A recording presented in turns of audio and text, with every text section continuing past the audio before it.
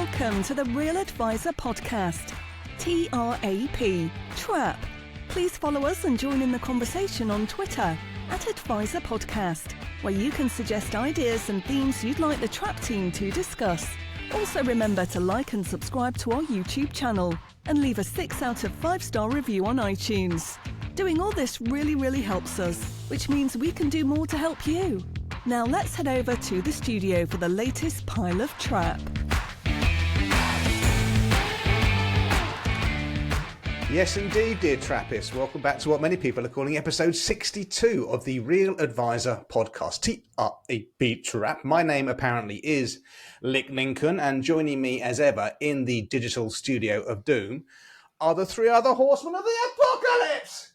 Andy Ultra Heart, Alan the Storyteller Smith, and Carl the Voice Della Voce Widger. Now, gentlemen, we have a show packed full of absolutely nothing. So let's start unpacking it straight away with some more high energy review read out by my very good friend, the Right Honourable Mr. Andrew Hart. Thank you very much, Nicholas. The first review is entitled A Positive for the Profession, 5 stars. Great show, gents. Having graduated via one of the well-known advisor academies, I started my advice journey in September 2021. I've always heavily focused on understanding the hopes and dreams of my clients, but whilst learning on the job, there have been times where I second-guessed myself. So this podcast has been absolutely gold for me and ticks every box. Given that advisors and retail investors listen to this, I think having these guys discuss topics openly with balanced views is a real positive for the profession. Thank you for the commitment to delivering high quality, high value content for us all to consume. Keep it up, Dean Brooks. Final review entitled Just What the Profession Needs, 5 stars. As a seasoned financial advisor, I have to say that the Real Advisor podcast is a gem. Having only listened to a couple of episodes, I was quick to share this with our team of younger advisors and encourage them to listen on a regular basis. The topics are relevant, the messaging is spot on, and just what our profession needs. Highly recommended. Mike Mullen-Hughes. Back to you, Nicholas. Brilliant stuff. Thank you, Trappist, for those reviews. We do love them. Thanks for giving your real names as well. Appreciate that. Do submit a review via the link in the so-called show notes. 6 out of 5 stars, ideally. Keep them coming in. It gives us a real shot in the arm. Okay, let's put a timestamp on this episode. The first episode of 2025, episode 62. Happy New Year to you all. Hope you all survived the Christmas festivities and the seemingly endless fun and frolics that goes with all that. Let's move on now. You've got a slightly sad note to kick off on, actually, Andrew. Yeah, just a very brief note. An email I received soon back into the office was, a rather sad email. A fellow financial advisor by the name of Stuart Knight sadly passed away on the 27th of December at the ripe old age or not of 59. Sadly passed away of cancer. His IFA firm he ran was called Miller Knight. He's left wife, 3 kids. I've known him for about 15 years. He's always come along to a lot of the events that we've ran. He's a regular at Hum, a great team at Miller Knight who he works with. Just a reminder really that, life's not rehearsal. Us as professional advisors, we help lots of individuals, families plan their retirement, and sadly some of us don't get to live our own. So it's always sad when someone passes away early, but even slightly cuts a little bit deeper for someone that's helped many people, retire on their own terms and live a decent retirement. So, reminder to all of us really to be a bit more intentional about life, get one shot at this thing. So sad news, Stuart passing away. He was a regular listener of Trap and so was his team. So, just a mention to that. So slightly sad news. So over to you, Nicholas, to somewhat bring up the vibe. Yeah, well said, and rest in peace, Stuart. Yeah, Talking rest of in life peace. not being a rehearsal, we've got another live show coming up on the 14th of May this year, for which there will be absolutely no rehearsals. Just to remind you once again, that's on the 14th of May, Trap Live, happening at the Royal College of Physicians. Those of you that know Andy's Hum and have been to it, it's the same building, not the same auditorium, a slightly smaller auditorium, a more cozy auditorium, but it's going to be great. Register your interest in the link in the so-called show notes, and at some stage when we get our asses in gear, we'll send out a page where you can buy tickets, but at least put the date in your diary. This is happening 14th of May. It's going to be great in the evening, the 14th of May. Okie dokie. Wodge, FT Article Active Funds. Woo! Yeah, picked up this article, I think it was between Christmas and New Year, but the outflows from active funds continues in 2024. It was the biggest outflow ever, beating the 423 billion of 2023, 450 billion and counting, because they'd only counted up to the end of November, actually, in the article. Wow. 450 billion had left the active funds. There was a pretty cool chart, actually, in the article, which you'll see in the show notes. And it shows that in 2008, when the financial crisis problems were really kicking in, there was massive outflows, which is human behavior, isn't it? But then after that, it kind of seemed to settle down. And the outflows from active funds really didn't start until 2016. So it was around then that you could see that the index funds were starting to take over. So I think that trend continues. And I think the next item in our topical tidbits kind of is going to talk towards that as well. Yeah. So, Carl, what do you put down as the main reasons why this? I mean, that's $500 billion moving out of active. That's a lot of money moving out. I think there's people are becoming more aware of, the fact that active fund managers can't deliver the performance that they promised they deliver, and that it's much more expensive. I think it's simple as that. Just awareness, you think? Just more I really media do. coverage. There's tons of... I'm probably a perfect example. It was around 2016. I started to see what was right and go, okay, do you know what? I've listened and listened and listened to these active fund managers. I've watched and watched and watched one after another underperform the index or their own benchmarks or whatever it might have been, and that they cannot beat the index, whatever that might be, and it's way cheaper to do it that way. So why not take all of that risk out of it and your bit of gambling, say, okay, over a period of time the stock market goes up, why not just buy the world stock market and just have massive diversification doing it? I was challenged by someone recently to stop saying that this is, really simple stuff and, it's kind of very obvious stuff. It's not really. You have to have the experience. You have to understand. You have to have probably gone through the brainwashing that the active fund managers and their marketing departments do to then understand and come to the conclusion that keeping it simple and taking the complexity out of it and understanding that the market does its thing over time, I think that's, you need time and experience to come to those conclusions. And there are lots of us out there advising clients to do that. And hence you see these massive outflows. But I'm very interested. You guys know, because we've had a chat privately about the next item. Because these active fund managers and... Anyway, maybe we'll just leave it off to Andy to talk about this, because this just beggars belief for me, to be honest. Just a finishing point of your point. It was covered in the Times as well. They went through it in quite a lot of detail. They got a lot of sort of top asset managers in the world. You know this or don't, but for the listeners out there, BlackRock is number one at the moment. It manages around 10 trillion, a mix of passive index and, let's say, active, but I think the bulk of their money still is in the what would be considered the index camp. Vanguard's very much in the index camp. They're number 2 on the list with 8.5.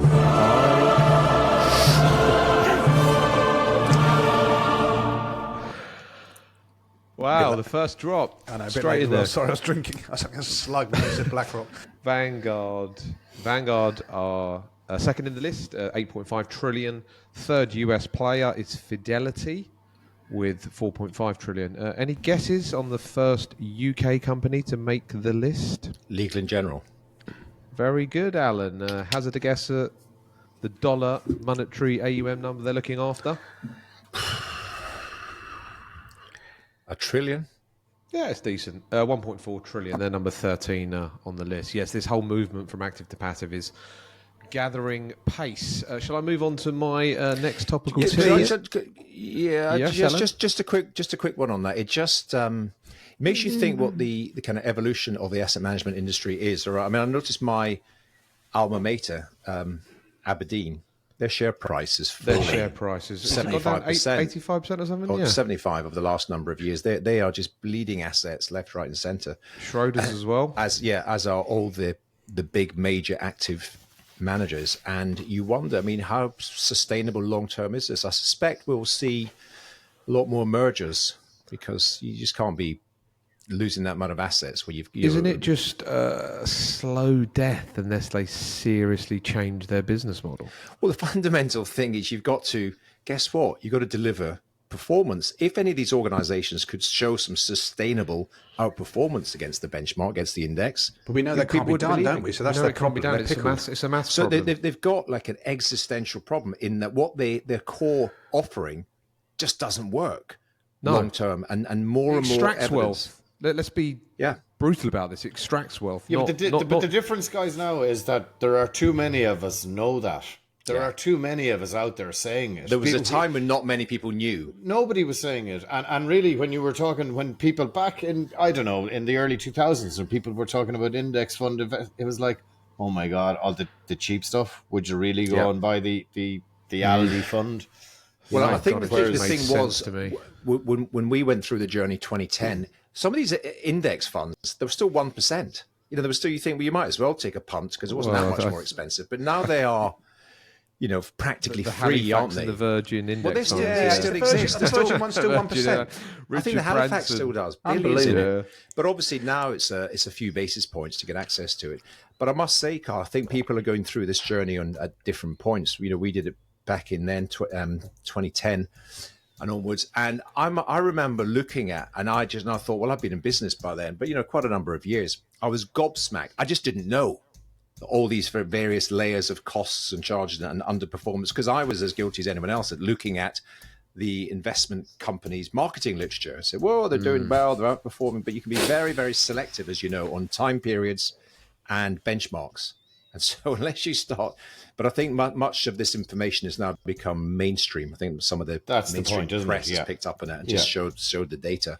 I'm almost certain every year we're going to see a shift from active to passive. I mean, it's still we have. That's not exactly Nostradamus, is it?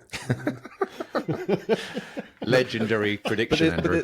There's never going to be a year. There's never going to be a year where more's moved from passive to active, is there? Like, the problem's out the bottle. But on that point, Andy, right? There's actually in that article in the chart, 2021, there was a reversal of the trend. There was more outflows in terms of the monetary numbers. Or a full. No, okay. In turn, there was a positive. I mean, but I've made that. In fairness to your point, Andy, I mean, I've made the point before, haven't I? That we've all been on this journey, and we all know countless advisors have gone from active to passive, and I don't know a single Nobody's one. Ever gone back the other way. Yeah, who's gone back? It's such the a other way. binary. That's the point. You'd never do it. That curtain the penny comes drops, down. You've learned. It's done. Yeah. I would ask any client who's being touted an active fund manager, who's meeting the active fund manager, him or herself, are you investing yourself in this fund? I think that would be the first what they're going to say. They probably won't tell you. But. And sometimes when you meet an active fund manager, you might meet him and he might start off as a he, and it could end up as a she, like that guy who used to work for Morgan Grenfell. Remember that in the 1990s? The fund manager. You've gone off piste already, Nick. What's that got to do with it? But, yeah. Right, let's move on to Terry Smith. And quick, get on to Terry Smith. It happened. It's a thing. You can say I know. I remember Morgan Grenfell. Terry Smith's annual letter. Is it Terry Smith or Jerry Smith? I'll stick with Terry Smith. Terry Smith, my close personal friend. Yeah. Oh, Christ. Come on, Nick. No ding. Okay. So Terry Smith, who is known as shockingly bad, one of the most renowned active fund managers in the UK. He runs a fund named after him, Fund Smith. Every year he produces an annual letter similar to Warren Buffett. Warren Buffett and Charlie Munger are he's a huge fan of those two individuals. It's very detailed, it's very candid, it's very honest, and he does share a lot of pearls of wisdom. He's come out with his latest one. It came out in January 2025 for the whole year of 2024. And he lists the performance against his benchmark. He's underperformed it by about 50%. Keep it simple, the benchmark he's following did a return of 20.8. and his fund did a return of 8.9, so half the return. But over the long period, which is the only really important time period to focus on, his fund, he says, is the second best performer since its inception, which is the inception in November 2010. And that is out of 162 funds. His return has been 353% versus the average in the sector of 254. My final point I'm going to mention on this, I'm a fan of his writing. Obviously, I've got no money in the fund. I've got no clients' money in the fund. I watch it quite with interest, and I watch his live annual general meeting, which is, again, answering questions. So I'm a big fan of him as a person. He said basically just 5 stocks, the Fab 5, NVIDIA, Apple, Meta, Microsoft and Amazon, provided 45% of the returns of the S&P 500. So if you were not in these 5 stocks, you massively underperformed the S&P 500. The fortunate news is all of us are, and all of our clients are, because you own the beasts if you own global equity funds. So that's my 2 pence on it. Over to you guys to share your thoughts. Well, there's not much else to say, really. It's just very hard to maintain outperformance. And the outflows that were referenced in Carl's previous point, I think Fundsmith suffered 3.3 billion in outflows last year, which is more than 10% of the fund. So, and a lot of that will be hot money that probably went in after that. Again, you can transpose 2 graphs, can't you? Show the performance since inception, and this graph is going fantastically up in the early years. And against that, you could match inflows, and they'd be tiny when that performance has been, and they'd be massive in the last few years. And of course, that's when the fund has theoretically tailed off. Although, of course, it's still delivering positive returns. It's just underperformed its benchmark. It's the same old story. I mean, it's the same old. Sarah.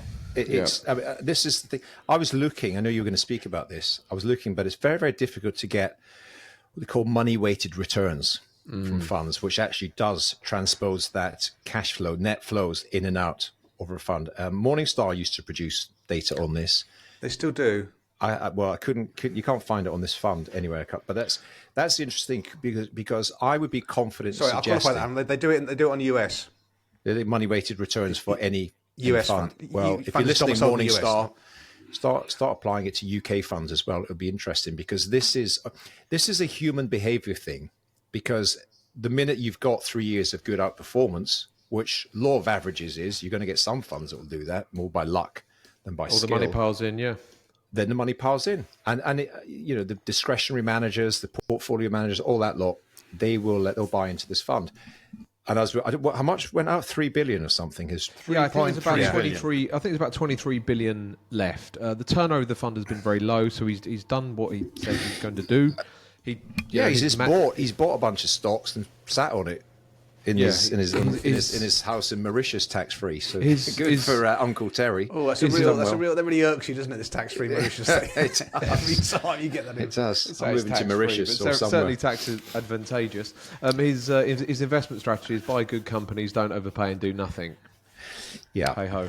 Well done. Okay. And if he's why is he charging 1% a year? Wow. Anyway, that's he charges 1% a year. Correct. On the you'll have the data, Andrew. The Warren Buffett and Berkshire Hathaway and all that, they've underperformed the S&P for the last depends 10 years on what time frame you pick. Yeah, I'm talking about the last decade. You can prove whatever you want. Exactly.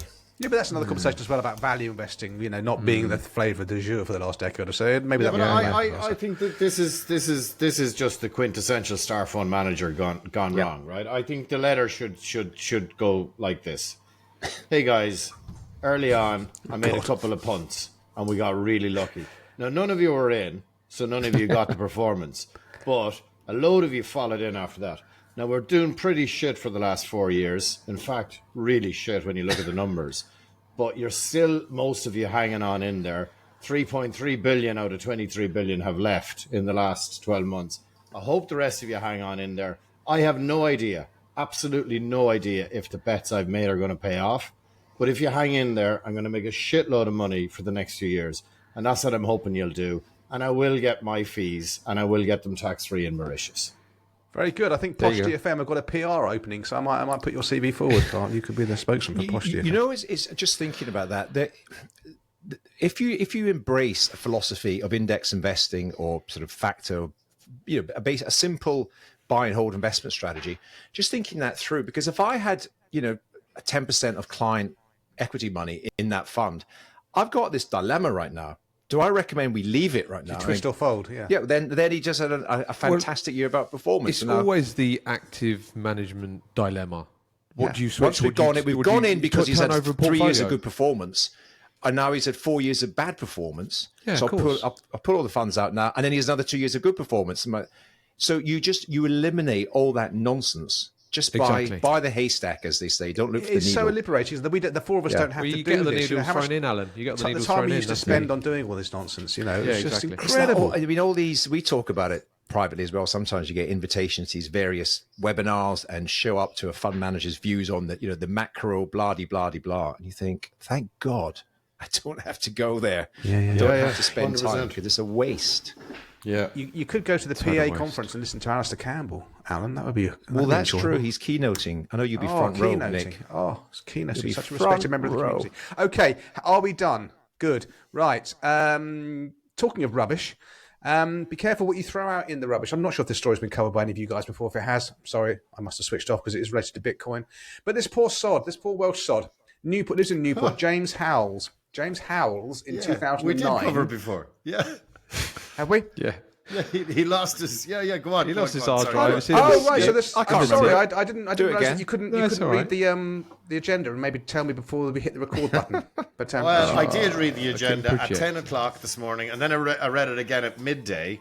I'm just And I all went, for I'm it, not, honest. I'm not actually going to read it again because there was nothing in there at midday.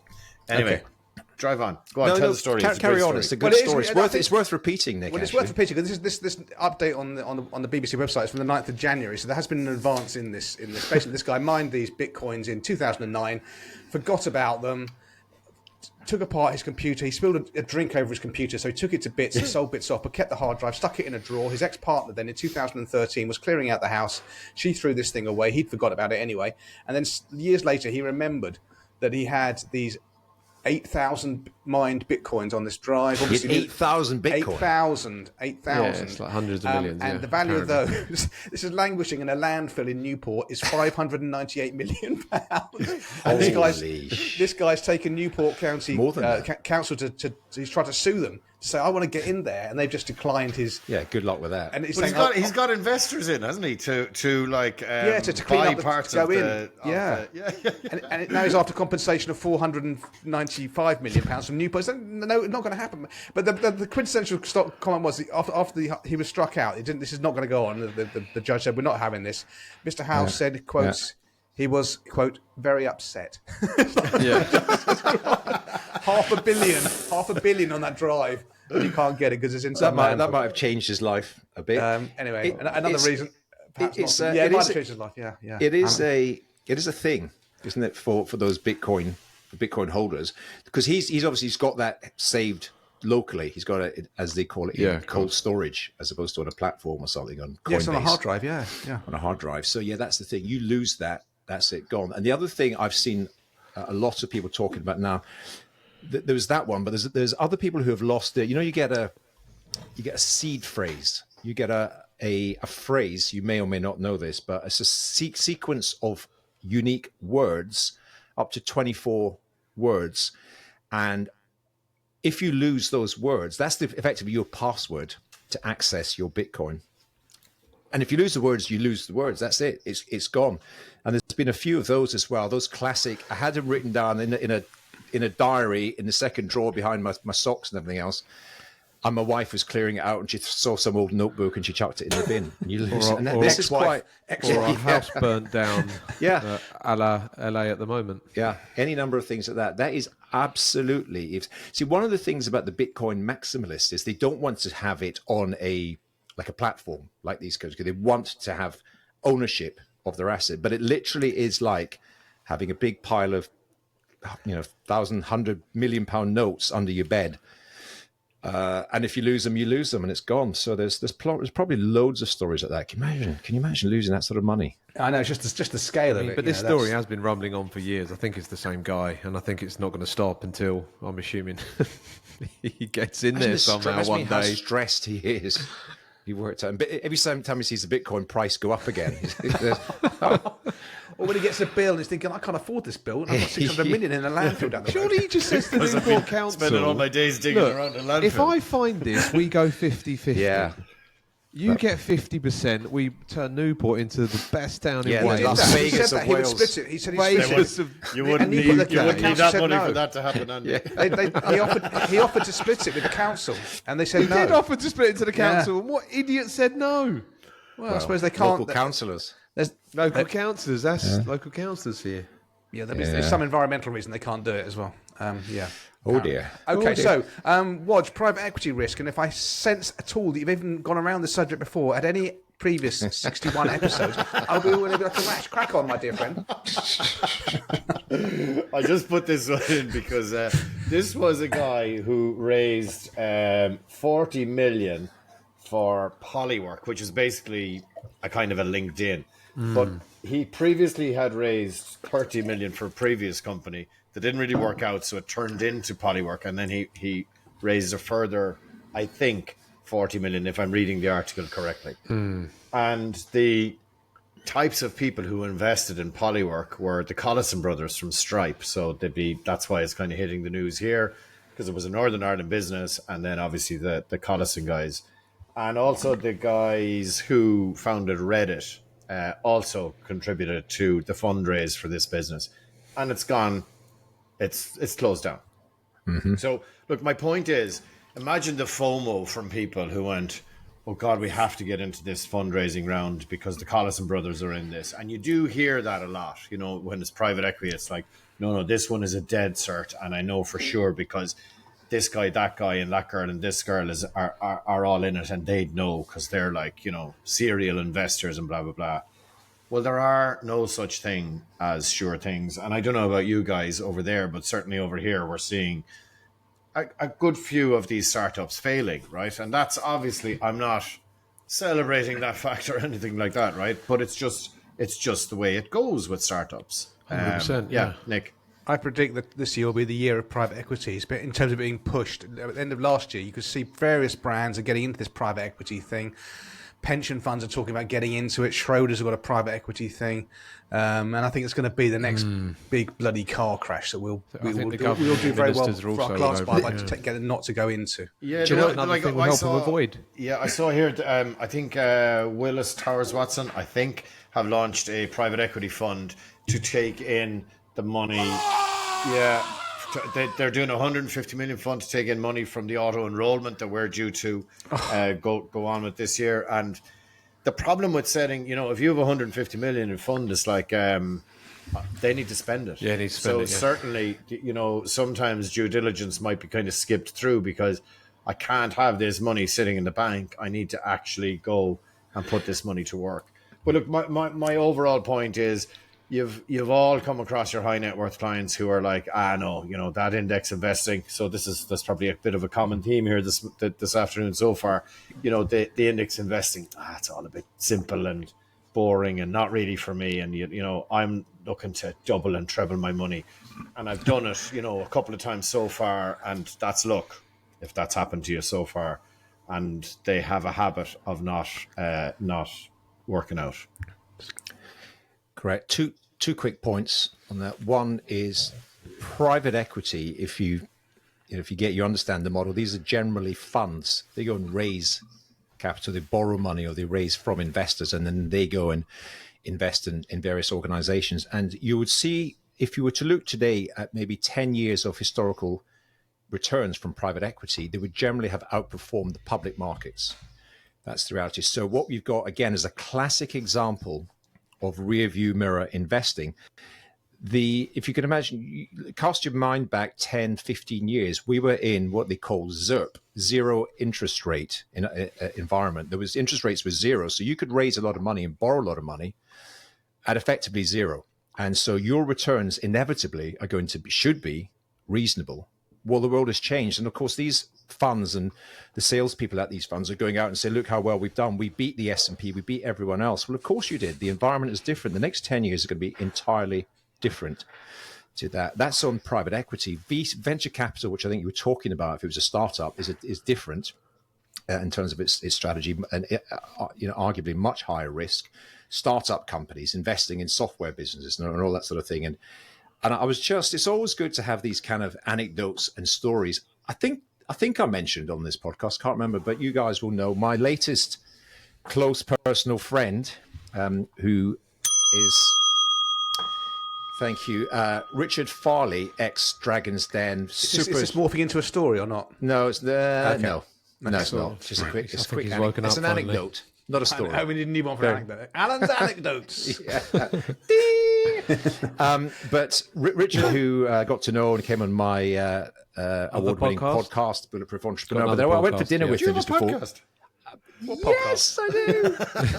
Much better than this. When people say, I listen to your podcast, what do you say, Alan? Which one? Boom, boom. True story. Anyway, so Richard is, he's made a ton of money in his life and his various business ventures. He was in Dragon's Den, and he's one of those. He's a serial investor in all these companies, and he's written a book about all his journey. And I got his book before Christmas, read it over Christmas. He's very candid, shall I say, in terms of his disclosure of his investment experiences. He's invested in over 100 companies across multiple different industries, all sorts of different things. The vast, vast, vast majority, and I mean 95%, have failed. And he is a super smart operator, really shrewd, very, very clever guy. And he, he tells all the stories about them, and for any number of different reasons. It could be, the best business, best idea ever, the best team ever, the best whatever, but multiple different things happen. That startup stuff, which is what you're talking about right at the beginning of this part, Carl. It's exciting, it's sexy, it's interesting. The startup, the tech business is going to take over the world. The data is against you. If you are the 1 in 100 that strikes it lucky, happy days, well done. But it's not for widows and orphans. Look, this is kind of like a separate point, but when there's 40 million raised and the fund the company is closing down. Now it does say that he's returning some funds to investors, but it's a lot of money, isn't it, to be Gonzville? It's like, where did all that money go? But anyway, look, I guess that's a naive viewpoint, perhaps. The investors would have invested, I'm assuming, in a sort of portfolio of companies. They wouldn't have put, the Collison brothers, I'm assuming, are shifting money in here, there, and everywhere. 40 million is a lot, depending on what part of the world you're in. Could be seen as peanuts in Silicon Valley or a big amount in Northern Ireland. I don't know where this 40 million based. Doesn't touch the sides in Newport. Apparently not. Okay, moving on. Storyteller, Hayley Rabbit and Verve.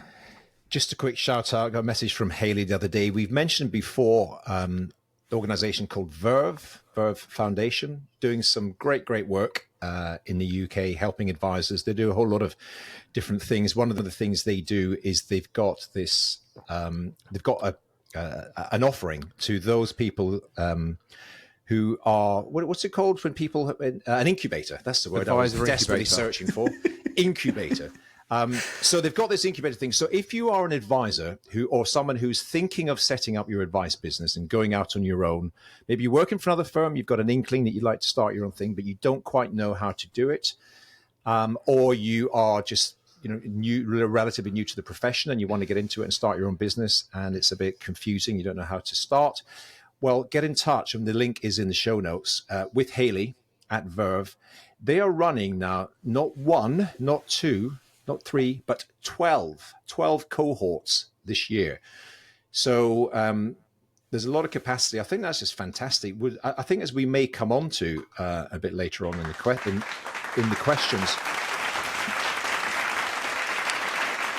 I think there's a lot of people. There's a lot of people out there who are at that moment in their life, and they would like to do something for themselves. Maybe they're a bit frustrated where they currently are. Maybe the younger people who are really embracing real financial planning and sensible investing.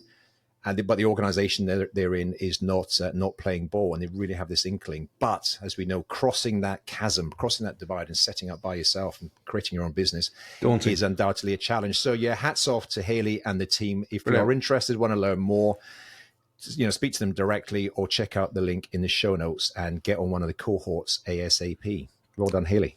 Very good news. Thanks for sharing that, storyteller. Wodge, another loophole. Explain. Yeah, this is just a quick one. There was so I mentioned prior to Christmas we had the changes in pensions were happening, whereby you are now limited. We are now in 2025 limited to in PRSAs what you can put in, whereas up till the end of 2024, it basically, as long as you had a salary from a company, the company could contribute whatever they wanted, right up to the limit of Happy days. 2 million. And they've stopped that. And then there was this article in the paper. Now, the minute I saw the article, which I shared, I was like, this is a joke. Like, that the media are saying, oh, there's a loophole, and financial advisors and tax advisors and accountants are telling people to take advantage of this. These are the rules, right? So the minute I saw it, I put it into our agenda because I said, I'm definitely going to bring that up. But thankfully, I've seen on LinkedIn loads of really good financial planners out there going, this is a joke, calling this a loophole, or that, it's sharp practice, people doing it. The rules were the rules. The legislation probably was written poorly, but we all played and advised our clients to play by the rules within the rules. So again, it's screaming out once again for this long-term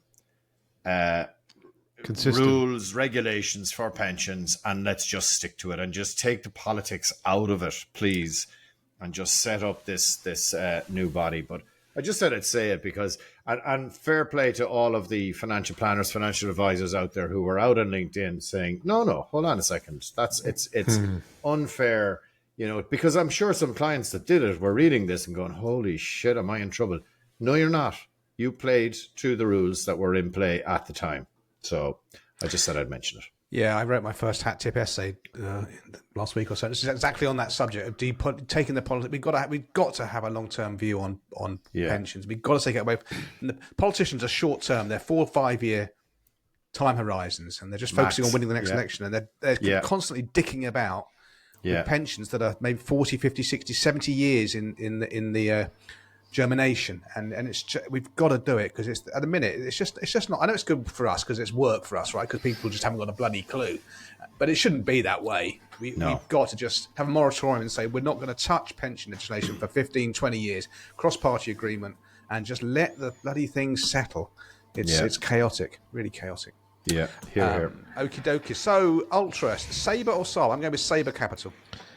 Saba Capital. I'm assuming none of you have followed this story or aware of it. It's behind a paywall, which is annoying, so no. Okay. There's a US, New York-based active investor hedge fund, Saba Capital, who's taken a keen interest in the investment trust sector in the UK, which are basically limited companies that buy, invest in other companies and have a net asset value, have a share price. There's a discrepancy. So they've focused in on 5 trusts that they believe are mispriced, and they're aggressively building up stakes in these listed companies to then, take ownership of the trust and extract some value. Quite interesting for a few points. The investment trust space is quite sleepy. There's quite sort of historic providers in this space. Some advisors love investment trusts because some of them provide high yields and do other things. There's an interesting bit in the article. It says, dripping with irony, the media for the last 3 years straight was unrelentlessly critical of the UK investment trust industry, but is now full of opinion pieces from self-interested parties decrying Saba's move to shake things up.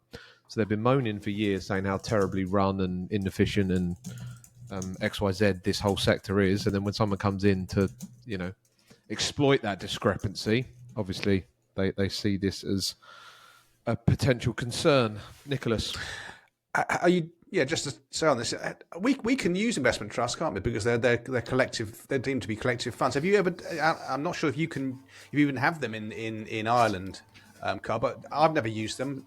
Ultra, I bet you haven't, and I bet you haven't. No, definitely not using them. Again, something to avoid for my clients. There used to be, a few years ago, there are, as you say, Andy, there's a few advisors and just other opinion people that are always banging on. Yeah, people that love the them. yield. They People love them. just They got all these yield old and names. this sort of It's the discount City of to net London asset and- value and all that. It's the City of London and Edinburgh that's famous for these types of trusts. So again, the boss of this hedge fund, he said, he's pointed out that although the Magnificent Seven, obviously the US tech giants have had a fabulous return over the last 3 years, the funds that he's targeting have lost money during that period. So these funds, he's calling them the Miserable Seven.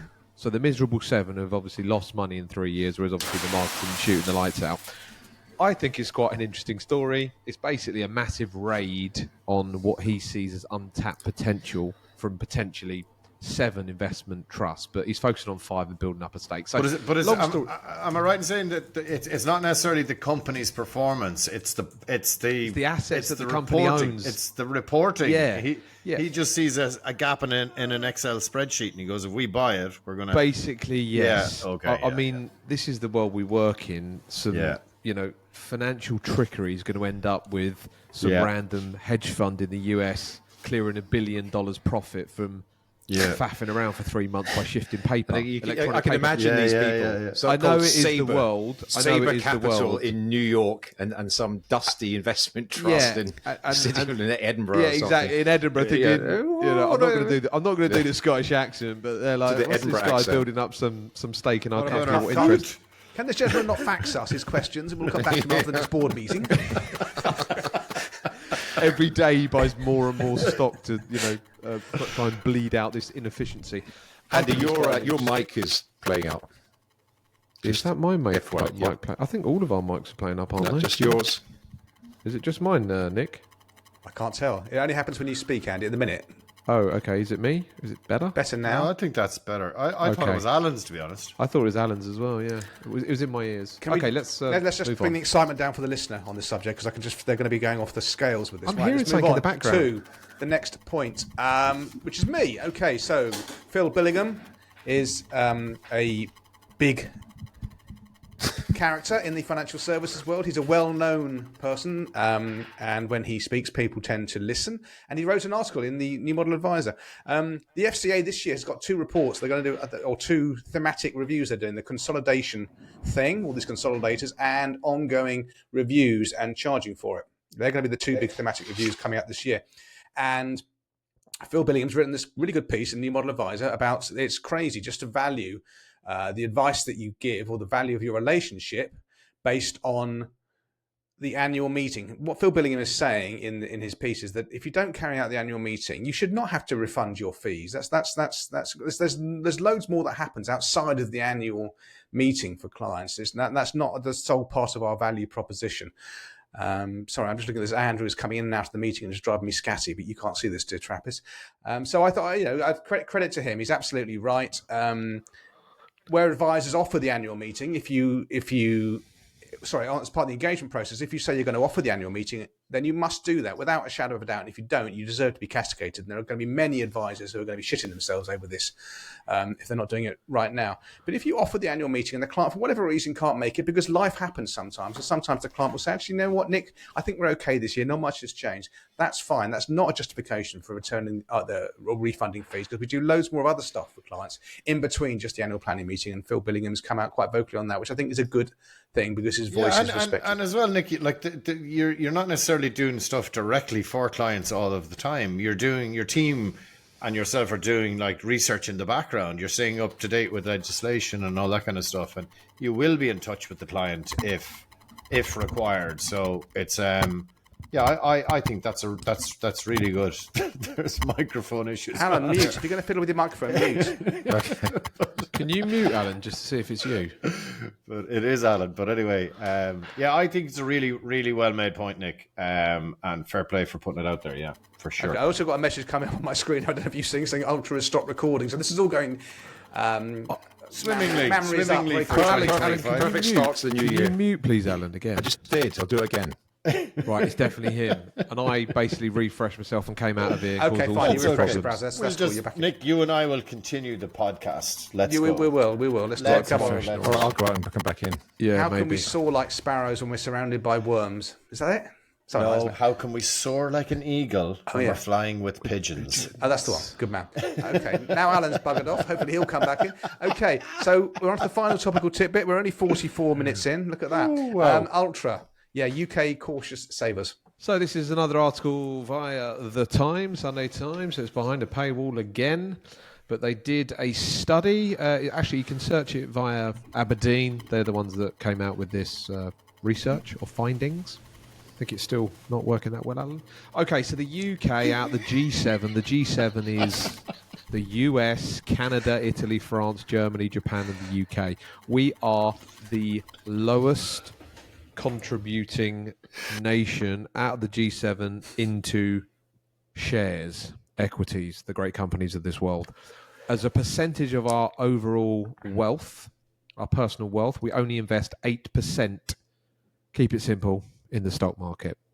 Whereas in the US, which is the number one, no surprise, very capitalistic society, and everyone seems to have an opinion on the markets, they're investing 33% of their personal wealth into the stock market, global equities.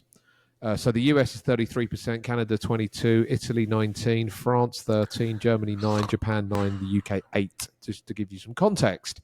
I'm assuming Ireland will be similar numbers, Carl. Maybe a little bit less, depending on less. I would say. Andy, okay, yeah, maybe for sure. 6-7% or something, but around those numbers. And we have a load of money in cash, property, and pensions. And the article saying, what can we do to increase this? Hence, what we do, spreading the knowledge, trying to get people to invest, keeping minimum amounts in cash. Nick. Yeah, as you say, it does exclude pensions, doesn't it? So a large number. Many people in this country will have a large amount of money in shares via Pensions their at work. But I suppose so will those other countries as well. So maybe that cancels out. So if the UK's got 8% in shares and 15% in cash, the rest must be in pensions and property. Then I guess you've got to make that kind of assumption. Yeah, and I think it gets a bit murky when we look at DB pension schemes. I think maybe out the G7. As a nation or as a collective, whatever you want to call it, historically we might have had a bigger number of, or a bigger percentage of the population invested inside defined benefits pension schemes. They didn't have to be interested in the stock market. So other countries might have had a bit of a head start from that point of view in terms of their final salary DB pension schemes might have been closing down at a sort of more rapid rate than ours. It's still not good enough. I suppose How's it gone, mate? Our DB pensions are gone, and then the biggest ones that are still around are obviously the state ones, and the three biggest state pension schemes are unfunded. They're not in anything. They're in your next P60, just coming in from one bucket and going out to another, straight out to the pensioners. There's no money behind it. This is the Times, isn't it? Yes, and yes. It's been in quite a lot of the press. It's Aberdeen again. Aberdeen is Aberdeen. Yes, correct. Who've done this report? Because I was reading in the FT, they quote a lot more detail. One thing that caught my eye was in ISAs. ISAs have generally considered to be a successful tax efficient investment product. Yep. Because more than 22 million people do have an ISA in the UK, but 2/3 of those hold cash only. Yeah. Imagine that. 2/3 cash only ISAs. So you've got this nice Absolute shambles. tax-free product Again, wrapper. All your growth is tax-free, any income. Yeah. The general public. And you put in cash. The general public think having the ISA is that is the thing. the outcome. I'm invested. I've Like, got an ISA. The ISA is, the cup. It's important what you put inside the cup. You've got a cup. It's important what you put inside it. Whereas they're like, no, I've got an ISA, so that's sorted. It was like, well, what's inside the ISA? Oh, it's in just some crap cash account. It's like, well, there's no point having the ISA. It needs to be in a productive asset that's doing something, that's compounding. Then the ISA makes sense.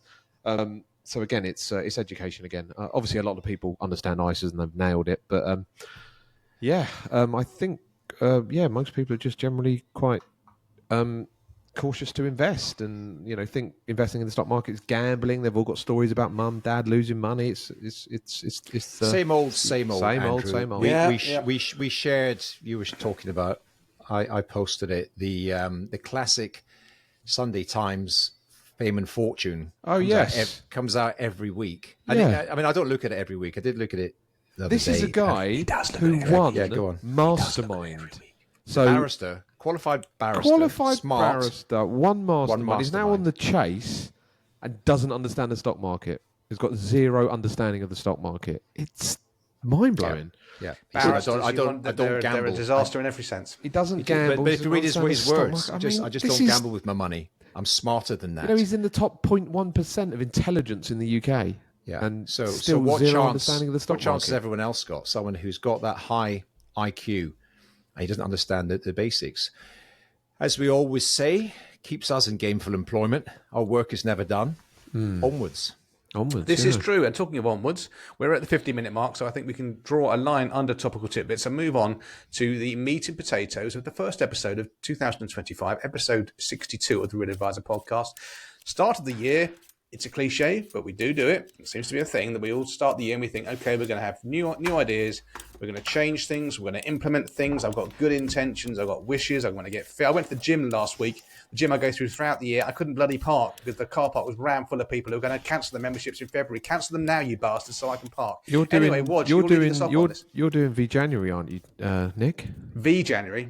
V-January, like vegan January, aren't you? For January, that sounds almost... No. No. Don't go there. That's what I thought as Yeah, well. that's I thought exactly, you were yeah. doing V-January. Great minds think alike, huh? Nick's Get in is that doing, gutter, Waj. Get in that gutter. You're Oh my doing wet. You're God. doing wet January. He's doing wet. Has there been a Don't- day don't, that you you haven't make it consumed? worse. You make it worse. But I'm talking about alcohol consumption. I don't think there's been a day so far that you have not consumed alcohol. Is there a day? Oh, it's very presumptuous of you, Alan. What Last else have you Wednesday. noticed? Last Wednesday. Well, I had okay. band practice, so I have to drive to Stevenage, so I don't drink. You made it through. But Well I'm done. sure there are other days where I That was probably that was a bit of a chore for you. Sorry about that. Missed yes, Wednesday. it's a bit of a chore, but I enjoy Anything, it. anything to share with the group, Watch, that you've implemented for 2025? No, not personally. No, I'm going to talk about business. Okay, all right. Mate. Okay, Be careful in that glass house. All right. Yeah, exactly. Okay, so what I thought I'd talk about is, I suppose, what I see as the opportunities, but maybe some of the challenges that we have as well. And I've done a lot of work probably prior to Christmas, and then since we've gotten back to kind of putting plans in place. And I'm always conscious of, if I say to everybody that we're concentrating on too many things, well, then we'll concentrate on nothing at all. So I'm trying to distill it down to what are the key couple of things that if we focus on these, we set ourselves up for success. But identifying, well, what could possibly be the things that could trip us up. So for me, the things that I think we really need to focus on, we have had great momentum, right? So good, really good 2023, really good 2024. And it's like, how can we bring that momentum through into 2025? And I'm a massive believer in this, right? That once the momentum stops or you lose the momentum, it's really hard. It's like stopping a train, right? It's hard to get the train up and running and going again. So obviously our challenge over the last few years is we've grown, we've more than doubled in size in the team. So it's to keep that momentum going whilst we're adding all the new people. So for me, it's momentum. However, you have to be mindful if you're looking for the momentum that we do have 25 people in the team now, so that we have to maybe put in some, I don't know, rules or regulations, or maybe just get a little bit more bureaucratic than we were, because I need to make sure that the advice that's being delivered is consistent across the business. So on the one hand, I don't want to lose our nimbleness or our effectiveness by being really flexible. But on the other hand, I need to make sure that people are sticking to systems and processes. So for me, it's keep that momentum. Can we really fine tune our systems and processes and make sure people are actually sticking to them? It's all well and good writing stuff down and having and then you should do this and that, it's right. What are we actually doing? Client by client. So I think that's kind of really key for us. I think the opportunities for us are, whilst it's a threat having the bigger team, I think it's a huge opportunity for us, because obviously we've got a lot more Metas Ireland ambassadors out there. So we've a lot more people at, various events extolling the virtues of financial planning. And then on that, for absolute sure, I've never been more optimistic about the fact that financial planning in its truest form and sense is becoming much more mainstream here. and people are beginning a little bit like what we said earlier on, about the index investing, that has become much more mainstream. People understand it and people are looking for it and people want it. I think the same thing is happening here, where we've often said this, we're 10, 15 years behind where the UK were. But I think there are I'm in the ideas exchange here, and not only just in that group, but there are lots of other firms now starting just to talk about financial planning. So I think that's a huge opportunity for us, because all of us who are out there extolling the virtues of financial planning first and foremost, and only financial planning first and foremost, that we won't do anything else until you do your financial plan. The more of us doing that, we will eat the lunch of those big wealth managers, stockbrokers. We really will, because clients will go, oh, I get all that. You'll be able to tell me, am I going to be okay? And it's going to be probably a good bit cheaper than what I'm paying at the moment. So I think there's a lot of people, a lot of clients going to start coming to that realization. I'm excited for what we're going to be doing in the digital video space. We're redoing our website at the moment as well. So that's all kind of very exciting. We have good big plans, I suppose, for to try and generate inbound leads from our marketing. We haven't really, to be honest, succeeded in doing that. However, I would say that we've always invested in marketing, and I have absolutely no doubt that that's beginning to pay off, because I won't say Metis is far from a household name here, but the people are beginning to become aware of who we are and what we're about. So I think that has paid off, and I'm hoping to see that generate kind of more opportunities. So that's kind of a few notes that I scribbled down. As I said, I am conscious, of course, when you're, when you're leading the business, you're there's so many things flying around in my head, and I have to distill them down and rule loads of stuff out and say, okay, that they're not important. Here are the really important things. And for me, they're the important issues that we focus on for 2025. So who's next? Who'd like to tell us about their ideas for 2025? Okay, I will step into the breach. I don't. This may not come as much of a surprise to the Trap Pack or the Trappers. I don't really have any.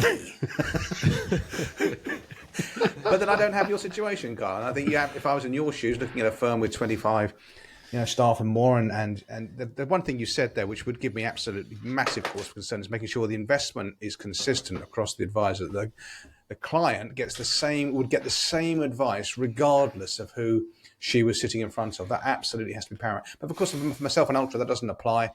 So I don't have any. It's just a case of keeping on top of things. To me, it's 31st December 2024. It's just the same as the 1st of Jan 2025. I don't have that. I've never had that New Year's resolution thing. I haven't. Just try and get a bit fitter. Try and be a bit more tolerant. I know I can sometimes be very direct and disagreeable, so I do work on that all the time. That's just the medication wearing off. That's me. But maybe we'll go to storyteller and then Ultra, because then again they'll mix it up a little bit more on this one. But for me, 2025, get to the end and get to it alive. That's my goal. What was it you said in a past episode? Your goal was to wake up in a dry bed. It was to wake up first, then to wake up to a dry, and then ideally to a dry mattress. It was a double-headed goal. Hashtag life goals. Dreaming big, Carl. Dreaming big. Carl's coming up with all this other big macro stuff just to wake up to a dry mattress. That'd be good enough. Oh God, a bit like Carl. I can be kind of all over the place in my thinking and plans, and there's about a million different ideas that you could have. I watched over the holidays a podcast interview with Satya Nadella, who is the CEO of Microsoft. I don't know if any of you saw it on the, can't remember what it's called, but anyways, sort of tech podcast. He doesn't do very many podcasts. Very, very interesting guy. He is the single most successful CEO in history in terms of increases to market cap.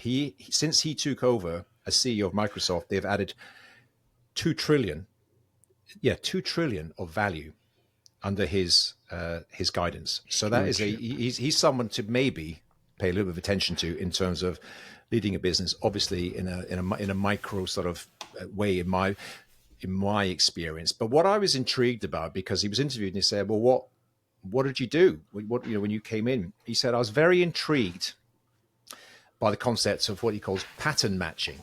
Pattern matching. So effectively, let's identify. So in the long and illustrious history of that organization called Microsoft, they've had some great things, great products, great services, breakthroughs. Then they've made some really bad decisions and they've gone sideways. And maybe they've tried to do 1,000 different things and got most of them wrong. So he reflected back on the journey that they'd been on. He looked for specific things, innovations, ideas that really sort of brought them through into the next level. And he said, we're just going to concentrate on those and maybe repeat some things we've done in the past and innovate in a similar sort of fashion as we've done before. Because imagine what the opportunity must be a company like that. At one point, the biggest company in the world, but, huge multi-trillion-dollar business. So he was all about, again, simplicity and pattern matching. Let's repeat. And I just thought, that's the thing to do. That is the right thing to do. And I spent a little bit of time just thinking about, in my over 20-year history as a business, there have been a few things, not hundreds, 3 or 4, where we've been ticking along, doing fine, and then we suddenly broke through. And our sort of revenues and our clients and our situation just improved significantly. Without going into a huge amount of detail, a couple of ones. I think some of you guys know, we opened a couple of partnerships, I want to call them, sort of joint ventures with organizations that occupy the same space as we do, like, for example, corporate finance, M&A teams who sell businesses. And if I look back now, a huge proportion of our biggest and best clients have come from those partnerships. And we kind of let them drift a little bit. We sort of, it's one of these classic things. It's working so well, we'll stop doing it. We'll stop nurturing it. We'll stop developing it. So we looked at that. I looked at that. I thought, and I've got lots of opportunities, but just never really followed them through. So partnerships, I think, is going to be a big part of 2025 for us.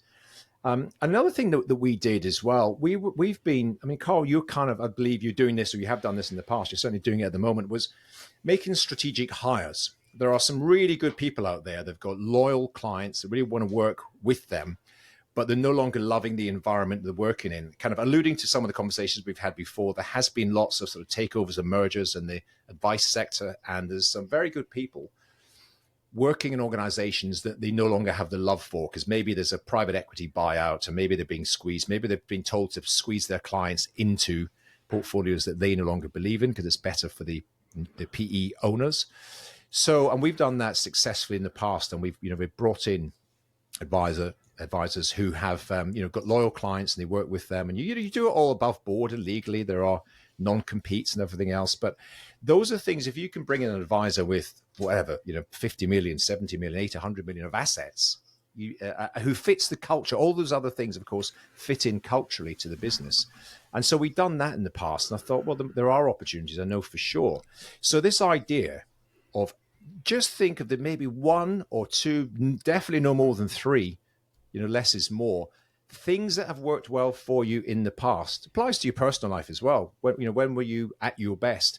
And then focus on those, as opposed to try to do 10 different things. Focus on 1 or 2 that for sure has worked well in the past. That's it. And that's it. Yeah, that's it. Just distill it all down, simplify the whole thing. And the other thing I was thinking about, because as I say, we're a mature business. We've got a great number of clients. Our revenues are highly predictable, like all of ours are. And there's a great temptation to maybe to coast, or we will always pick up a few referrals every year. Just the nature of the beast. People's lives are changing. They're planning for something. There's some life event, and you've got to decide, because all these other these things I'm talking about, they involve effort, energy, cost, risk, all those other things. And so there's a great temptation to just, and I mean this with love and respect, Nick, but to do a Nick Lincoln and just Nick, you get a few referrals, you get people who will find you on the internet, whatever, you get enough every year without you needing or wishing to do anything else. So and it's great. Just to be clear, I don't get web crawlers, Alan. I get all my referrals. There's all referrals. Yeah, so you get, like most good advisors do, you should get at least a few referrals every year. So we would always get those as well. So I have to reflect in my own and my personal situation, the company situation. You know, what's the North Star? What's the why? And without getting all sort of melodramatic about it, I'll tell you one thing that's happened in the last couple of weeks and over the holidays. We've started the year with 7 new prospects, if you like, they've just come in, and of course you would expect this. You know, it's a classic thing, like going to the gym. People say, right, I've got to sort out my personal finances. So January always tends to be a busier period of time than others. But I've had the opportunity just to speak to not all of those, but a few of those potential clients of ours, and they've shared some of their data and their information. I think I've showed you guys some of it, or shared some of the headlines. And it is not uncommon to see somebody who's hired a, whatever you want to call them, wealth manager, discretionary fund, portfolio manager, etc. And looking at the one I saw the other day, he's paying 2.5% fees per year. And look, I'm like a broken record because this stuff comes up time and time again. No planning, no structure, no organization. It's pure money management. It's suboptimal money management. So underperforming the benchmark index, 2.5%. And I don't know why, but I get on the verge of being angry about it, and I take it almost as a personal crusade. Yeah, because I still talk about this is families, this is people's money, people's retirement, people's everything else they're trying to do. Yeah. And I really dislike it, and so for that reason, as much as anything else, and I want to continue to grow the business and recruit and hi to Ollie if he's listening. We've had our second advisor that we've just hired in the last 6 or 7 months, and you guys just joined us. So I want to bring in great new people into the business, win new clients. But that's one of the things that does drive me. This is not for self-enrichment myself. We're doing fine, but I do want to be a voice of the truth and a voice of just telling people what the reality is about managing their wealth, creating financial security and independence for them and their family. And I just want to keep doing it. And so that, within reason, the more the better. So I think that's another thing. That's the last point I'll say, is you do need a bit of a North Star. You need to, once you get in a when I was starting, you take on any client, but now that we're a mature business, I need something to drive me personally and drive the team. And I think we are all, and most of the people, if not all the people listening to this in the advisory space, are a force for good. So we should be pushing forward. We should be looking to win new business and new clients, because ultimately we help people. And there's some other organizations out there, sadly, in my opinion, they don't. Who help themselves. Yeah, very well said. Very well said. And I think it absolutely is a crusade when you come across some of these. I mentioned it in the last episode, but it's 60. It must have been the last one we actually did before the best of episode 61. But in episode 60, I mentioned this lady who's husband and wife coming on board, and they've got this portfolio, a GIA with 30, maybe 28 individual lines of stock, funds. The overlap, every fund has got Nvidia, every fund has got Microsoft. They were being charged 1% a year. She was getting no planning. And this is a highly driven, really competent, high-achieving lady, a delegator who just wants to know, is she going in the right direction? And she was getting none of it. And it absolutely makes my bloody blood boil. It's not illegal, but I think it's immoral. And that's our crusade. It's just to get these buggers and get people away from them. And if that's a negative driver of your energy for the year, well, maybe, but turn it into a positive. You're doing so much good by getting people away from those people. Yeah. Well said, Alan. Ultra. You're a man for lists. You've probably got an app that's told you what you should be doing for this year. Tell us what the app's telling you to do. I'll tell you what the app's telling me to do. My year's sort of panned out, mapped out, so I'll give you a bit of a insight into what I'm up to. So I pretty much wake up on the 1st of January and I know what I've got installed for the year. Included in that is 26 Trap podcasts every other week. I'm Maven Advisor, my advice business. I'm a solo advisor like Nick. No plans to employ any other advisors, but I might build out the team as things develop. But I've got 40 annual planning meetings, financial MOTs to do in Q1. I'm maximum looking to take on maybe another 5 client families this year.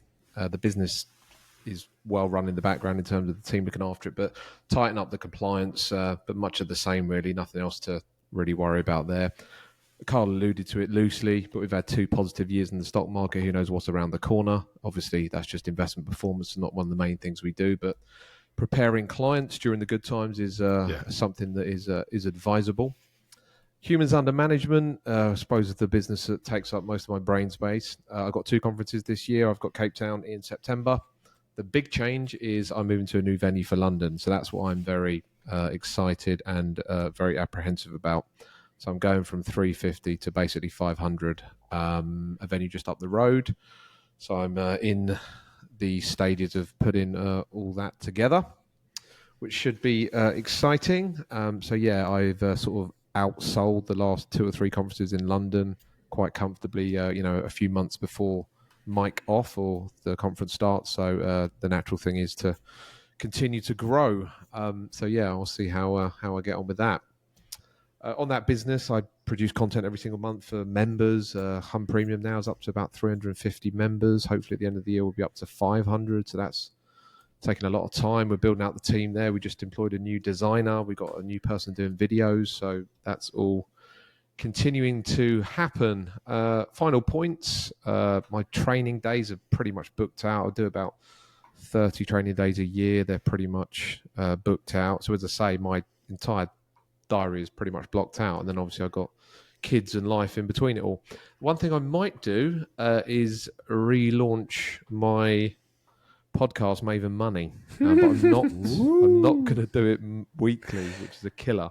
I think I might do it bi-weekly. Got quite a concentrated, listenership. I've got quite a few things to say, so maybe the bi-weekly might fit into my calendar, but I don't need to. Why would you do that? I don't really know. I did 300 episodes back to back, so it was basically 5 years straight. At the end of it, I was shattered. It's been the best thing I've ever done in terms of marketing, adding value to people that need assistance, free financial education. It's led to a lot of stuff in the advisor community and with my paid for businesses. Andy, the ultra crepidarian Andy. He knows about everything, Andy. Can't be told anything. His name is Andrew Hart.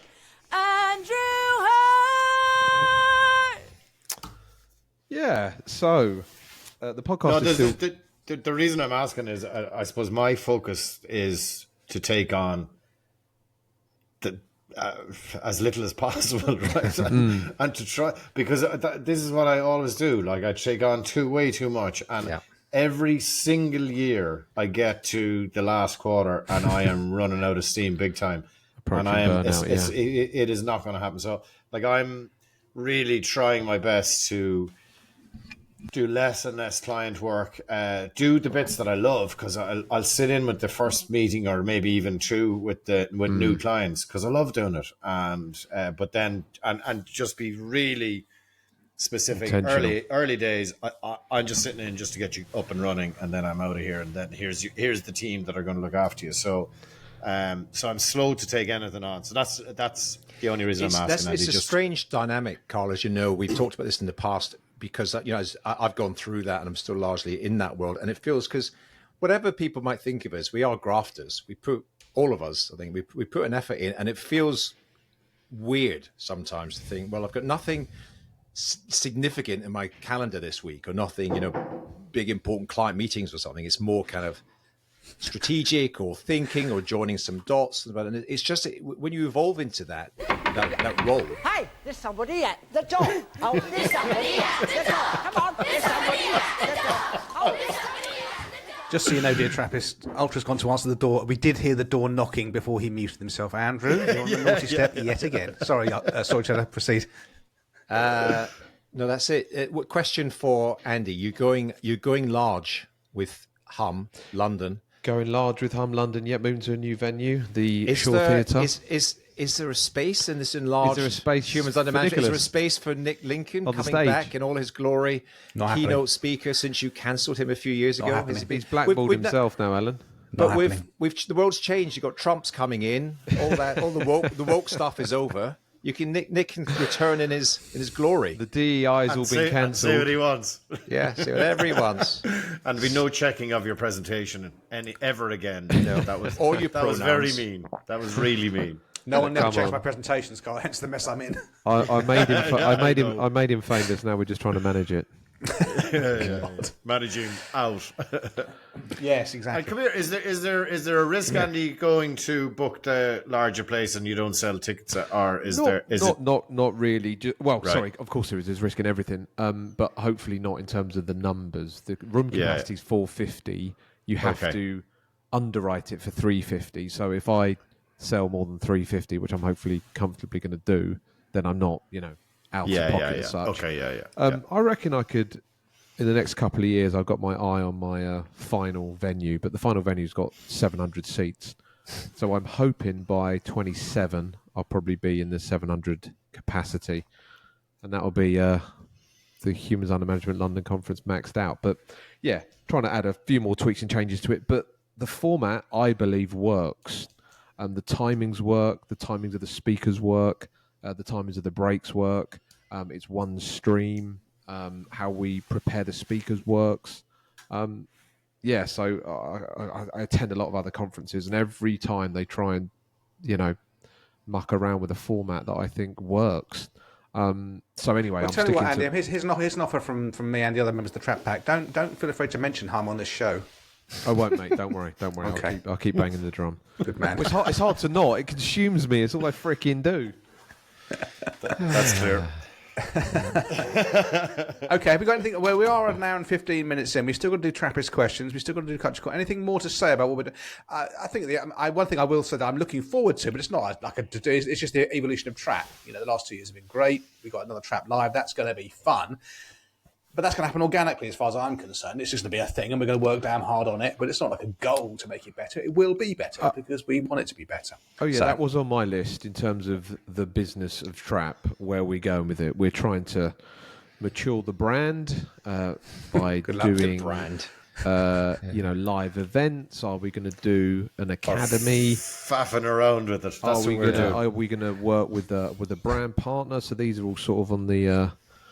You mean we're going to mature later and ends take it, of discussions? start taking it seriously? Yeah, well, we've given it an a couple idea. of years, haven't we? We've got to a certain point. We know there's a lot of value in it. We want it to be a win-win-win. People, who partner with us, it's a win. It's a win for us. It's a win for the end listeners. So yeah, Trap. Yeah, and if The anyone of Trap will be quite a big thing in 2025. Yeah, if anyone's listening has got ideas, things you think would be great if you guys did X. We're open to Yeah, ideas. 'Cause email you're- Alan we're- Smith at Capital Asset Management. I was just going to say, if anybody wants to be the boss, right? You're we know who's the welcome. boss. We know who's the And boss. good luck. Lick Ninken. Right. What's next, boss? What's next is, well, I think we're going to have to say we've done meat and potatoes. Meat and potatoes ate damn good. You're slagging the Irish again. Actually, no, sorry, that was outrageous. not me. That was not me doing an Irishman. That sounds bad as well. Oh God, keep on digging. Right, let's move on to Trappist questions, because I can see posties at the front door. What I can't see is a little thing that I press to make the front door sound drop. So I'm cocking this up as well. Trappist questions. There we go. That's right. Okay, so posties at the front door. She's holding a bulging sack of Trappist questions. If you've got a question you'd like to put to the Trap Pack, dear Trappist listeners, click on the link in the so-called show notes. Click on the link in the pinned tweet on X, and we will get to them. We're at July last year. So these questions are from July last year that we're going to go through now. One of them we're going to go through quite quickly. One of them is going to take me about half an hour to read out. The first one we're going to go through quite quickly is from Trappist Michael Reed. He's on LinkedIn, so I'll put a link to his LinkedIn profile there. He's called his firm Michael Reed Wealth Management. He got some consultants in to do a branding on that, and that was a very good name they came up with. Michael asks, how are you all using spousal bypass trusts in death benefit planning? ? So he's a very substantive question. He assumes that we're using them. I don't typically use them. I'm going to get shot down now here by pension techies. Maybe with the changes, the mooted changes, because they're not coming until April 2027, with the mooted changes to pension inheritance and inheritance tax thing, they'll become relevant. I couldn't kind of see the point of them for the vast number of client situations that I've got with my client families. I get it if you've got a big pension fund and you've got minors, and if you pass away, you might not want the money going to the children when they're minors. You might put it, but that's about the only thing I can see where you'd use them. Andrew. No, I agree with you, Nick. Nothing further to add. Okay, that's very good. And I don't think Carl. Well, no, I'm sorry, I'm making an assumption there, Carl. Spousal bypass trust in Ireland, a thing? Yes or no? Okay, so shrug. And Alan. Well, if they do fall under it's inheritance tax, if the pension, then they've got surely. You may be Alan, surprised. you're already Knife to a surprised. gunfight. I'm not Alan's a frowning. technician. Knife to a gunfight. Let's move on. You can't use them to get the money outside of the estate without paying tax. The next question, Christ, it's a essay. This is from DHB. D spelt D-E-E and then HB. I mean, sounds like a pencil. Firstly, great podcast. Love the content. Listening to you guys and a few others inspired me to take the leap to become a financial advisor. I'm very newly qualified, having recently completed the diploma, which I self-funded to aid a career change. Good on you, fella, or fellas.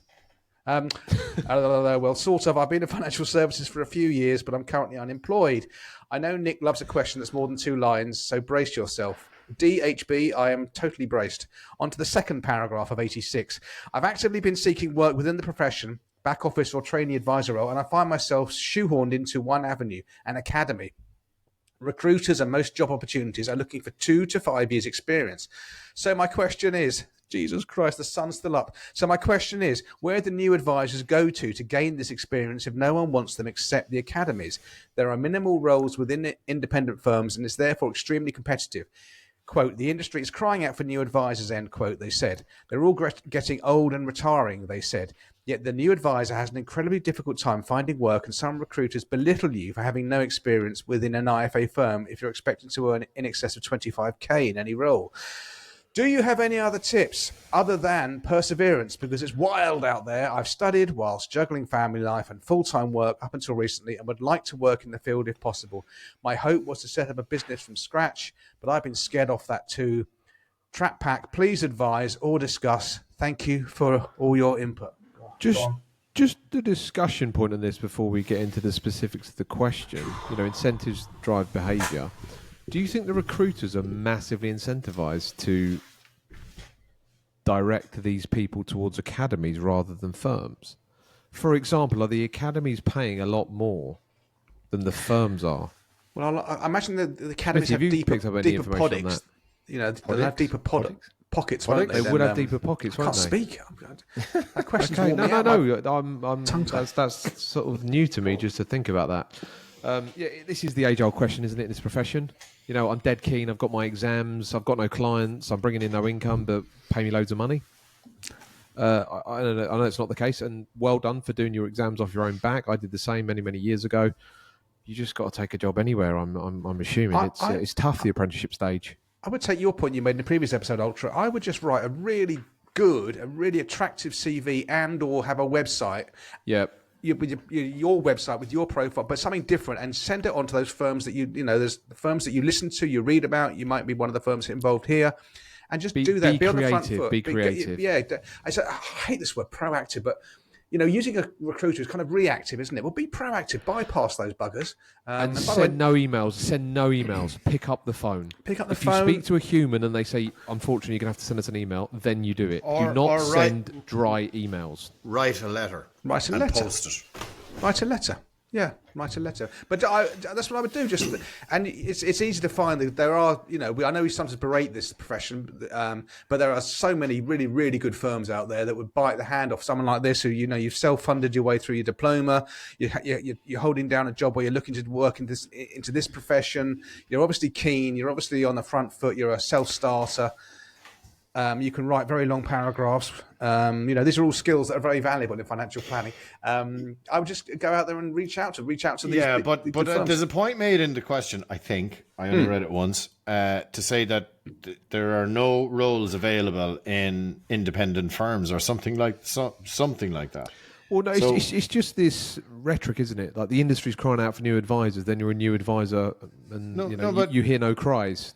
I understand that because I heard that when I was coming into this business. But if you go and try and get a job in a firm like Alan's or like mine, there's loads of opportunity. Yeah, and you'll learn I wonder if it's the recruiters saying that. I'm reading the question in the background. But the recruiter is going to get bugger all for a 25 grand salary, right? So you go directly to Alan Smith. But they might get a bit of a bigger payday for the academies. That's what I'm interested in Oh, this okay, question. right. Look, we're But speculating. if you go directly to Alan and say, "Hey, Alan, here's my CV, Yeah. and I'd be really interested," and I'd love to. Here's So my for CV, us, I made it in our- 1982.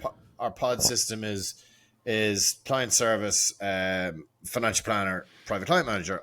I'd love to start in the client service role, and I'd love to develop, through your business. And two things will happen if you progress, right? You'll either love Alan Smith's business and the clients, and you'll stay there, and it'll be really lucrative for you because you'll be highly successful, or you'll get one bloody hell of a great experience, and you'll go, yeah, I want to do this my own way, and go off and do it your own way. It's Alan's job, or any business owner's job, to make it so good where you are so that you won't leave. But ultimately, some people will leave. That's okay too. Also in the question, they've mentioned my hope was to set up a business from scratch, but I've been scared off that too. Don't quite know from where, why, what. Right.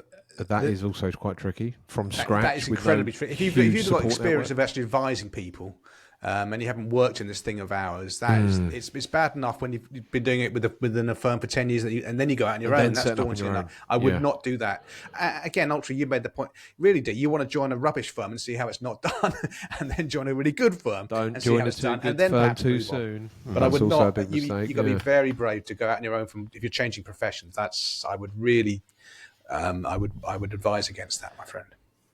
This is quite close to my heart. There's a number of things I'm involved with. By the way, this thing about don't start a business by yourself, I don't agree. It depends on two things. It depends on your entrepreneurial spirit. If you have the ability to do that, not everyone has. Few have, but some do. The other thing is if you've Personal got balance sheet, how much money you've got, your personal runway. balance sheet. Yep. Can you afford to live on your savings for a year to 18 least, months? yeah. Is the second thing. They're practicalities of assuming you're going to earn nothing. No, Another I think thing is it's the money side is irrelevant. You could have £1 million quid, but you're never going to learn the skills you need to learn unless you see other advisors doing it. You need to sit in on meetings. You need to look. It's not. This thing is not easy to get people to take the actions they have to take. Is really, really hard, and you have to develop a skill set over a number of years. And you can. I think you only do that by surrounding yourself with really good advisors in good firms. It's the only way you're going to pick it up. in an ideal situation, you do. If they're literally you can't get in the door anywhere, maybe you have a go at starting yourself. All I would say is it's unlikely, but don't completely eliminate it. There is lots of, again, joining a couple of dots here. Listen to the Verve program about setting up your own business that we mentioned already, and check out the links on that, because they will be able to help you. And there is mentoring provided within that and ongoing experience. DHB would be a prime candidate for that if Who's they'll accept. DHB? DHB is the person who asked this question. Oh, okay, yes, DHB. But was this a question from last summer? They're probably July. all right. They're probably working in She's probably KFC a now. policeman now. That's a good point. Hang Sorry, on, dude, DHB. we're too late on this. Those and you have- Just a couple of other brief points on this. I'm kind of, unofficially mentoring. There's a kid, I say he's 20, 22 or something, who is a graduate. He's an older brother of one of my son's friends, and he's got a degree in, good degree in King's in London, in I think economics and finance. And he really wanted to get into, he loves this, kind of the investment management side of things. And so he wasn't getting any luck getting work. So I've met him a couple of times and sort of given him, and I said, look, I don't know too much about working for JP Morgan or something, but I do think that financial planning is a great profession. And I think if you've got an aptitude for numbers and you've got the ability to speak to people and engage, and I've put them in contact and communicate with a few people, and he's progressing that right now. And the academy is coming up as an option, and he's just weighing it up. It's just a way of getting into our sector, possibly. To your point, Carl, and just standing out, I got just before Christmas, an unsolicited CV with a really nice cover letter, but in the mail, in the post. It's not an email. I mean, I get so many emails, I could even miss an email, and it has to really stand out. So a letter in the post, lovely covering email, and quite a compelling story about this particular person, and they've been in other industries and what have you. And there was, I don't know if I've got to put it on the gift register, but there was a box of chocolates before Christmas. And I thought, at least, we think, well, that stands out. It's, we Yeah. Well done. Well you done. have a Lindt Swiss chocolate whilst you're reviewing the letter. But at least it stood out. So, initiative, yeah. Long story short, and maybe at the risk of repeating what's already been said, it is hard to break in if you haven't done so otherwise. And so every single day, do your research, look at company websites, get in touch, pick up the phone, or write a well-crafted letter. The other thing is more and more advisors I'm noticing are on LinkedIn, and they're connecting on LinkedIn, and they're active on LinkedIn. Go to LinkedIn, do your research, come up with something compelling that's not, can you give me a job? Look at what they publish. Maybe look at their website. Maybe they focus on a particular area. Maybe you've got an idea. Write a blog about their particular thing, or come up with a suggestion, a solution, something that's going to make you stand out. But Try and do add it value. every day. I promise you, if you send out 10 letters a day or a week, but they were personalized, it's not a mass mailing. Yes, it takes longer, but your chances of success, getting engaged with it, are so much higher. By the way, the guy who sent me the chocolates and stuff before Christmas, we're not recruiting for that role, but I'm meeting him this week. I'm going to meet him in person, have a cup of coffee, and give him the benefit of my wisdom, because I respect the time and the effort that he's put into. You'd do anything for a box of chocolates, wouldn't you? Well, I did it for you all those years ago when you were getting started, and you didn't even give me a box of chocolates, and look where that's got you now. Bought you a cup of coffee and a donut. Yeah. Something like that. Okay. So, yeah, there is, you make the effort, reach out, connect, but offer something that stand out and it's different, and it's not just a duplication of everything else that advisors are getting. Sorry, the other thing is join Next Gen Planners if you've not done that already. Just a community, forum. Yeah, very good point. Where lots of this stuff is being discussed, and people, you're pretty much day one into the profession. It's not even really, an industry. They don't quite know what they're going to do.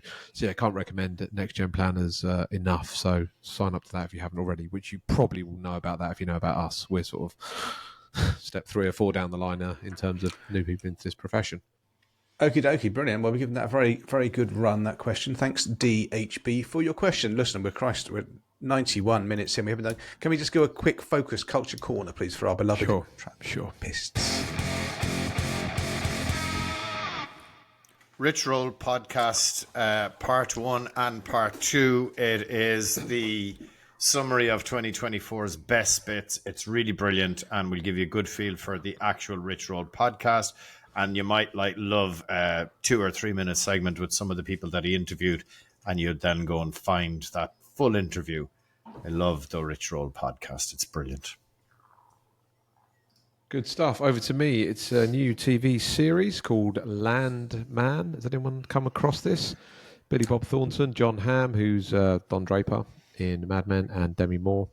It's awesome. It's all about the oil fields in Texas and people going out there and securing the land leases, and then getting all the crews to build the roads and the oil rigs and the well. It's absolutely freaking amazing. Definitely check it out. I think it's on Paramount Plus. I could be wrong. Yeah, I can't face another subscription. I looked for it. I've got all these subscriptions, but I don't have Paramount Plus. They're just coming out of everywhere. You just get subscriptions everywhere. Yeah, Disney, Paramount. You need to consolidate Netflix, Amazon. Yeah, they're everywhere. You can't get away from it, mate. Welcome to the subscription world. So yeah, it's called Landman. Brilliant on Paramount Plus, I think. Over to you, Nicholas.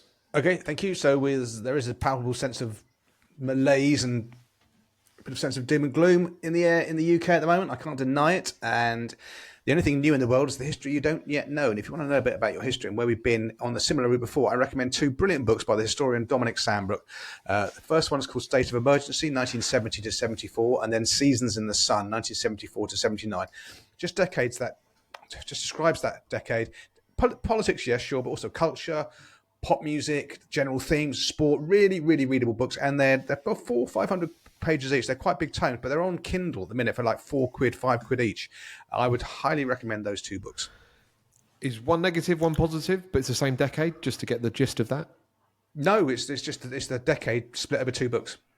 And is State of Emergency quite negative, and Seasons in They're the Sun both. They're quite both. That's just the name of the title. They're both quite negative. I mean, and It just reflected what was going on. I mean, the 70s. Yeah, in the Seasons UK in the Sun was a just- song, wasn't it, by Terry? We had fun. There were seasons in the sun. way but the before sun. my time, way before I was born. You boys, 1979 is coming up to You boys. the inception You of boys. Andrew Ursane Hart. Not a million miles away. just because you weren't born doesn't mean you've never heard the song. Yeah, there was just this outfit, the Beatles. No, that was before I was born. Never heard of them. Yeah, this Anyway, Beethoven guy. You're heading into a similar enough decade. Sounds again, like an insect. So Sounds like an he's insect. going to relive it. It'll be Okay, come on, let's crack on. Last one. As you know, well, in the beginning of the year now, and as you guys know, I live my life like a corporate athlete. Fasting, big January. I've actually it alcohol. was credit to actually so far I'm the only one who hasn't come up with a kind of lifestyle-y type thing, whether it's IKEA wardrobes in Hart's case or what's Taping. rucksack, but backpacks. Carl, was it? What you yeah, came they're up? the best rucksack. People love that. Or on a kind of Mixed styles. lifestyle related one. Actually, it was Hart who got me into this concept at first with Mindful Chef, but I've pivoted and I've now used that Green Chef, which is what do you call these? A food delivery. They send you the ingredients of the food and you kind of put it together yourself. And so I use this Recipe one box? called Green Chef, and it's really good because in terms of managing my health and everything else, having less, I opt for the low carb, the keto thing, because every time I love eating bread and pasta, but every time I eat it, I just bloat Someone up. got a big birthday coming up soon. So no. Someone got a big birthday coming up soon. Green Chef is a food delivery company. I posted a link, an affiliate link. If someone downloads it, they get a free meal, and so do I. But it's really good. I really like it, and they deliver three meals a week. After the and big I birthday, do cook you get a them. discount, a special discount after the big birthday? You get a free meal if someone else snags on. But anyway, it's very good. It's I recommend it, and it'll keep you healthy. Good food. Good food. Good food. Okay, don't try the eating business with your mouth taping. The two don't go together. that's something else we've picked up in the previous In show. your IKEA wardrobe. With the IKEA wardrobe. Yeah, Okay, 96 minutes in, shoot me. I think we've done everything, haven't we, on the agenda? Yes, we have. So that's it, dear Trappists. As episode 62 comes to a close and another pile of trap slides down the U-bend of Father Time. Thank you for your precious time, dear Trappists. Do rate and review us. 6 out of 5 stars is a mandatory minimum. Like and subscribe to our YouTube channel. Register your interest in Trap Live, 14th of May. It's going to come along like that and will be upon us before we know what's going on. But until the next time, from the Trap Pack, I can't speak, from the Trap Pack, it's adios. Take care out there, and we'll see you on the other side. Goodbye. Goodbye. Bye. See ya. It.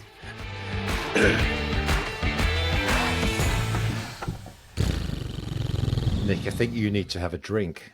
You can't speak.